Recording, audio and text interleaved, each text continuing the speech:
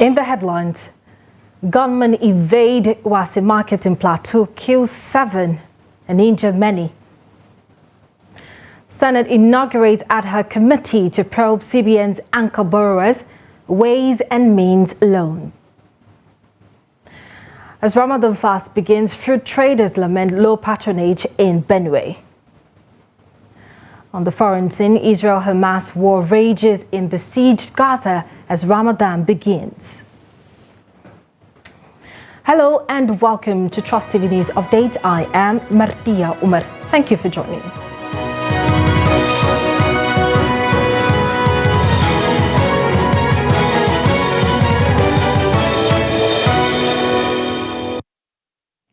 Now the news in detail. No fewer than 7 people were shot dead while several others injured on Sunday in Zorak community of Wase local government area of Plateau State. The incident, according to some residents of the community, occurred on a market day when residents of the community were busy with buying and selling. Abdullah Hussaini, a youth leader in the area who confirmed the incident, said the gunmen arrived at the market around 2 p.m. and suddenly opened fire at people transacting businesses, killing 7 people instantly, while many others were injured. He said the gunmen fled to the bush after the attack, adding that the police personnel was deployed to the community to restore law and order. The State Police Command is yet to respond to inquiries about the attack. Earlier, we spoke to Trust TV's Adu Musa from Jos. He gave us an update on the incident. Well, according to some of the residents of the area who confirmed to me the attack, they say even though normalcy has been restored in the affected community after the deployment of security personnel, particularly the police personnel, there is still fear in the people because this thing happened just yesterday and people were not expecting it. So apart from those who are still mourning over the loss of those who have lost their lives, there is still fear in the people. A lot of traditional and religious leaders have been calling on people to remain calm and then assure them that they will do everything to inform other relevant authorities to at least come to their aid. So this is the situation we have in Zorak community at the moment. Okay, so Plateau has been in the news for a lot of very Kauri attacks in recent times. What are the security measures in place unable to curtail the excessive violence in the state? Just like you have just said, we have a lot of criminal activities in Plateau State. If you could recall, we have a problem in the Mangu, Bokos, and Baritilaji local government area. So what happened in Bokos is something that the residents of the area did not expect because they have been in peace for over a year now. Even though in 2021, 2022, the place had suffered a kind of banditry and kidnapping activities. But after a year later, they were surprised to experience this kind of attack at the moment. So most of the security personnel, according to some of the residents of the area, particularly the soldiers who were there before the recent attack, have already been redeployed to other places. So that is why they were very surprised, even though they were not expecting that such attacks would come, simply because they believe that an attack of this nature will not come again. So it's something that, for the security, I know they are doing their best. When they go to at least tackle a security problem in one community, tomorrow you hear that another community, there is problem in another community again. So I believe that this is just the problem, but maybe a moment later they will be able to do something in order to restore and order, particularly in Wase local government area. Okay, so are you saying that the redeployment of some of this key security personnel is fueling the crisis? Because I understand that in Wase local government, they have refused the redeployment of one of their key commanders around there, who is a security personnel. What's the situation? Yeah, well, the rejection of the deployment of this commander is in Josno local government area, which is different from Wasi. And you know, Wasi is a bit far from Josno local government area.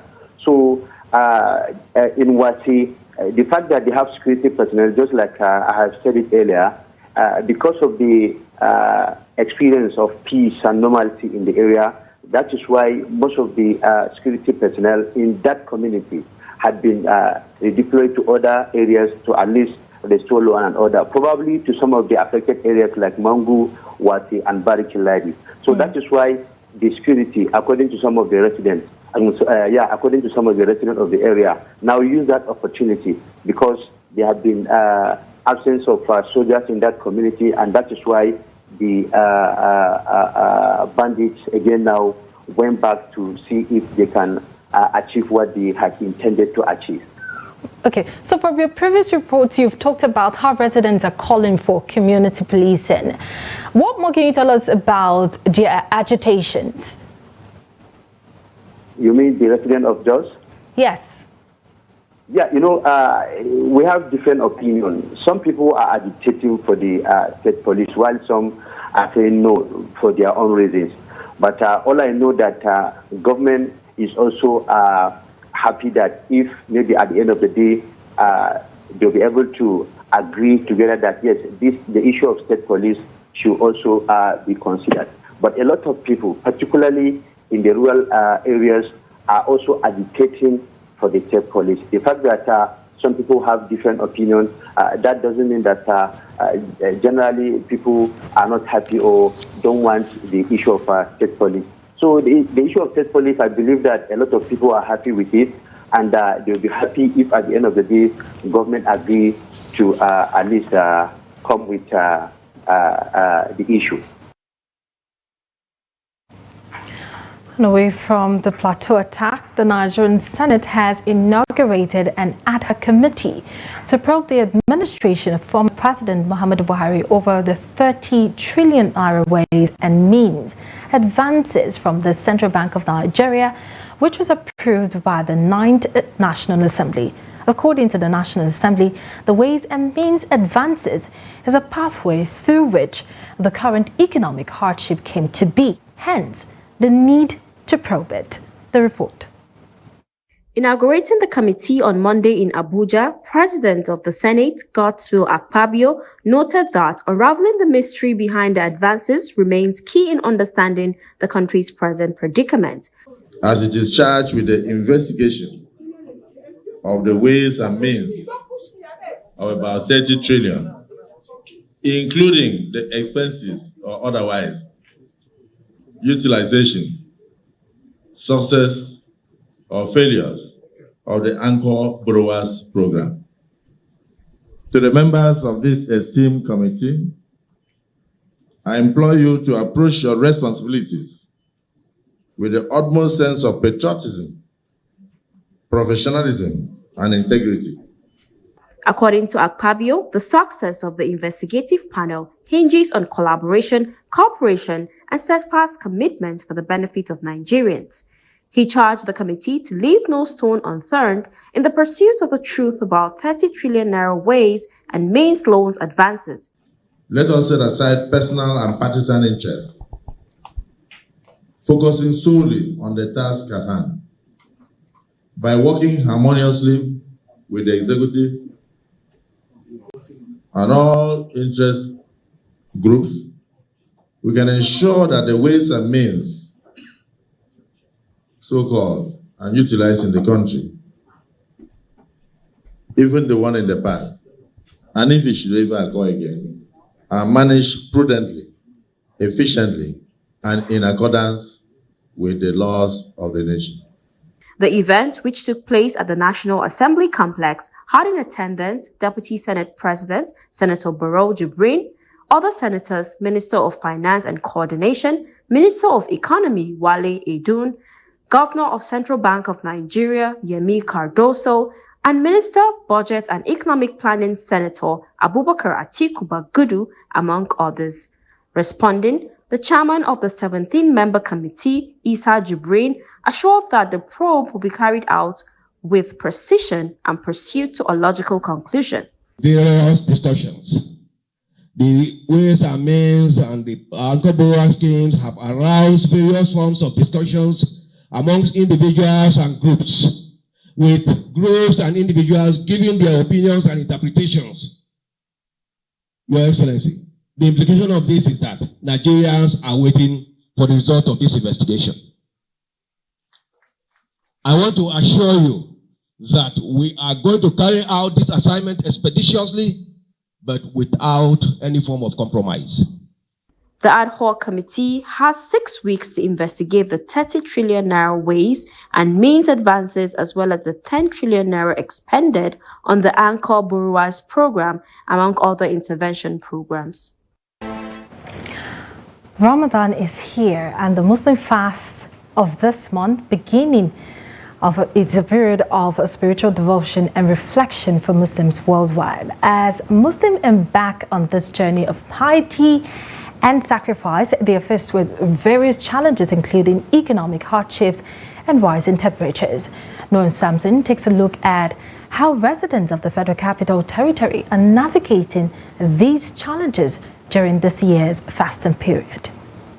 According to these Muslim faithful, the economic situation in the country is dire, making it particularly challenging to cope during this fasting period. Many express struggles with their businesses, which have been adversely affected by the economic downturn.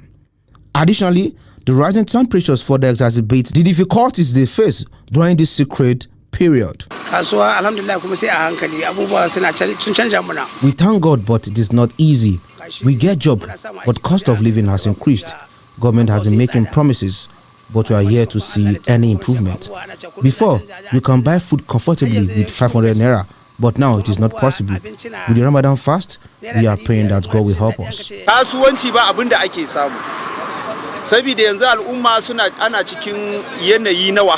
We are not making gains now. People are in a very difficult situation. As you can see, we have come out in this harsh weather to look for food. The hardship we are currently facing is man-made. We need our leaders to set up and improve the situation of the common man. Previous governments have made promises, but still no improvement. We are always out in the sun just to put food on the table. The situation is so bad, but we cannot avoid coming out if we want to eat. We are just praying that God will bring an end to this suffering soon. The business is too low because of people they are not have money for hand. Because of the price is too much for us. When we go market, the price is too high. When we come to people, the price they are not buy it. And that we are manage it. However, the resident imam of Nasfat Mosque, Abuja, emphasized that despite the economic hardship and harsh weather conditions, Muslims faithful remain steadfast in the observance of fasting and attendance at the mosques. It's a commandment from Allah subhanahu wa ta'ala for us to fast. And Allah subhanahu wa ta'ala, who legislated fasting, who made it a compulsory, would definitely make it easy for the Muslims to fast during the month of Ramadan. It's not that easy, but any act of worship, anything called act of worship, Allah knows the way, He knows how to make it easy for people. Ramadan transcends mere abstinence from food. It is a time for purifying the soul and nourishing the spirit. Muslims faithful are encouraged to embrace fasting as a means of spiritual growth and renewal. Noah Samson, Trust TV News, Abuja. On the Ramadan fast, the usual turnout of traders and customers at the popular Makadi fruit market, also called the railway market, recorded low turnout as Ramadan fast began on Monday. Trust TV's Jimmy Azande, who visited the market, reports that this is unlike other years when patronage peaked. His report. In previous editions of the fast day usually sees a crowd of residents, especially from the Muslim community, coming out to buy fruits for the season. But this year, the market remains a ghost of its past, owing to the economic hardships in the country. Traders at the market say, with the perishable nature of the fruits, it is a discouraging moment for them. For the prices of the things that we're selling, it's not like before again. You're able to buy something. Like this apple, we buy the carton now, 55,000. We use 10 naira sell for customer instead of us to use and to stay at home. And before, we are buying carton of apple 25,000, 26 or 30. highest, but now it's 55,000. As a perishable, we don't have anything to preserve it, to keep it away from getting rotten. So we'll bring it. Sometimes we are forced to even sell it lower than the price we buy, because if you have to keep it, you are refusing to collect the money people are paying you. You have to throw it away. Like, for instance, look at this ones, I've thrown them away because no one have agreed to buy at the price because of the high transport. The money we used to pay for transport is too much compared to before. The cost of the fruits occasioned by the rise in transport fares and inflation, they say, has kept many customers away from the market, adding that the multiplier effect on the families is traumatic. You see, everywhere is empty. So we are pleading. Let federal government look what they are going to do and bring the price of fuel down. Make the poor people there see something to eat. Because this small trade away we are doing here. Now here you will see poor people can get something to eat. But because of this fuel issue, people are dying every day. The Muslim faithful say fruits play a critical role in the Ramadan season. However, this year's season comes with challenges occasioned by the economic downturn in the country. The reason why people no come out from market buy something. Sometimes people they complain about money. Not like this man, maybe rainy season, watermelon is hard. If because of this fasting will start today, now people not consume. If not, last 2 weeks, if you come market, you might not go see anything for ground. Government help us, may look us because of we where they manage the money where they manage. You don't finish with that. You make it now. Although the government said it is distributing palliatives to cushion the effect of subsidy removal, many residents say they are yet to receive anything. Jimmy Azandi, Trust TV News, Makurdi. Away from the food basket of the nation, now we'll move to Lagos State, where the government has embarked on the demolition of structures and shanties built around Jakonde Estate and Meyagu, Lekki. The State Commissioner of Works and Water Resources, Tokunbo Wahab, disclosed this on Monday in Lagos. He stated that the enforcement is geared towards reclaiming the coastal road alignment for the Lagos-Calabar Highway project of the federal government and the urban regeneration of the area.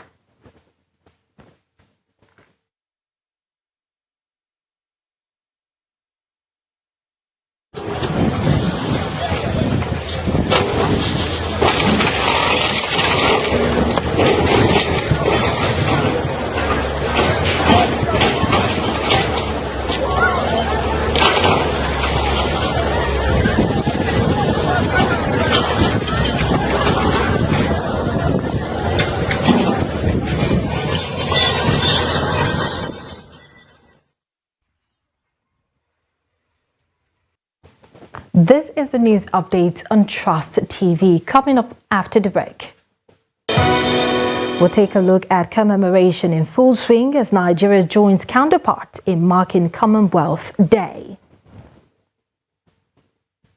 Details of this and more shortly. Join us.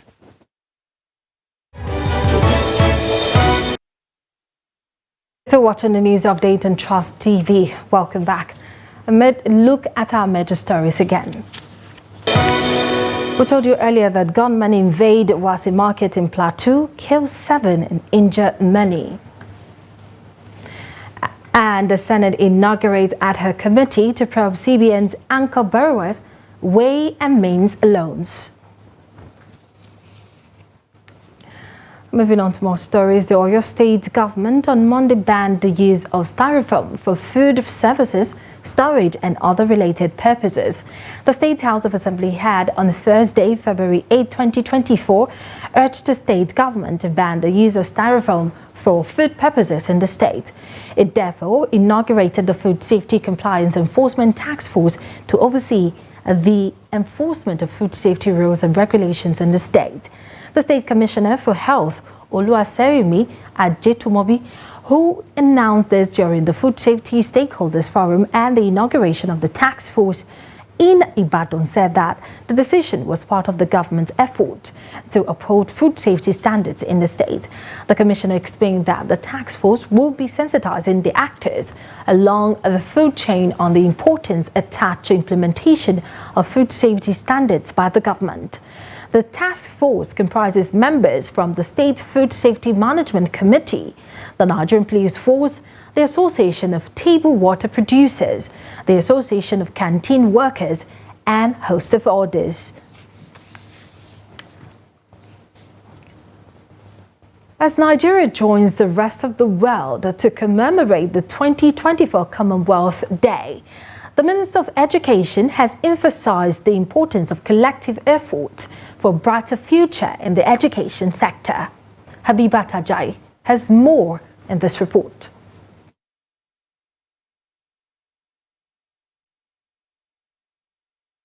Every year, on the second Monday of March, 56 countries across the world come together to celebrate the Commonwealth Day. This organization serves as a political association comprising 56 member states with a shared history as former colonies of the British Empire. Minister Tahir Mamman highlights the challenges faced in the education sector that Commonwealth members have to collectively address. In the education sector, we must commit ourselves to the ideals of the Commonwealth, which is unity, diversity, and shared prosperity. Together, we have the power to shape a future where every citizen has the opportunity to thrive and contribute to our Commonwealth. Nigerians says they recognize the relevance of the Commonwealth to the country's development. Commonwealth has brought prosperity, democratic values, and peace to an extent to Nigeria. Of course, Commonwealth is also one of its value is to entrench democracy among member countries. So it does everything possible to ensure that democracy is stable in all its member countries. As the nation reflects on the challenges and opportunities ahead as members of the Commonwealth, member states are counting on their strength in their partnership in order to flourish. Habibat Ajayi, Trust TV News, Abuja. And away from Nigeria, deadly fighting continues in Gaza between Israel forces and Hamas militants who, with no truce in sight as the Muslim holy month of Ramadan began amid a dire humanitarian crisis in the besieged Palestinian territory. The Muslim holy month of Ramadan began on Monday in much of the world, ending hopes for a new ceasefire by the start of the holy month after a latest round of truce talks in Cairo stalled. A ship belonging to Spanish aid group Open Arms containing 200 tons of food is still waiting to get sailed from Cyprus to Gaza Strip. Israeli Prime Minister Benjamin Netanyahu on Sunday rejected U.S. President Joe Biden's assessment that his approach to the conflict is hurting Israel more than helping.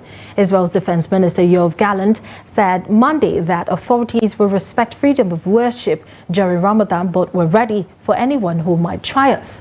His comment came amid concerns about tensions during Ramadan at the Al-Aqsa Mosque compound, a flashpoint for violence during the Muslim fasting month in the past years. Hundreds of Palestinians attended prayers at a major Jerusalem holy site on the first day of the Muslim fasting month of Ramadan. And in sports, a former Super Eagles technical advisor Bonfrere Joe had advised the Nigerian Football Federation to appoint Emmanuel Amunike as the coach of the seniors national team after the expiration of Jose Pizarro's contract. The Dutch tactician made this known in an interview, which he stated that the former Golden Eaglet coach has strong mentality, discipline, and technical savvy to achieve results. However, Amunike, who is one of the coaches favored to take over from Pizarro, confirmed he has already applied for the job. But Bonfrere believes Amunike has what it takes to lead the Super Eagles.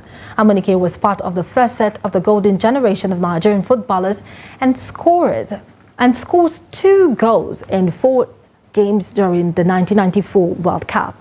After having a very successful football career as a player, he ventured into coaching around 2008. His greatest achievement as a coach was when the 53-year-old tactician led the Golden Eaglets of Nigeria, which featured Victor Osimhen, to win the 2015 FIFA World Cup. And with that, we have come to the end of the news update at this hour. For more live streaming, FO documentaries, programming and news, please follow us across all our social media platforms. I am Martia Umar. Thank you for watching and stay tuned.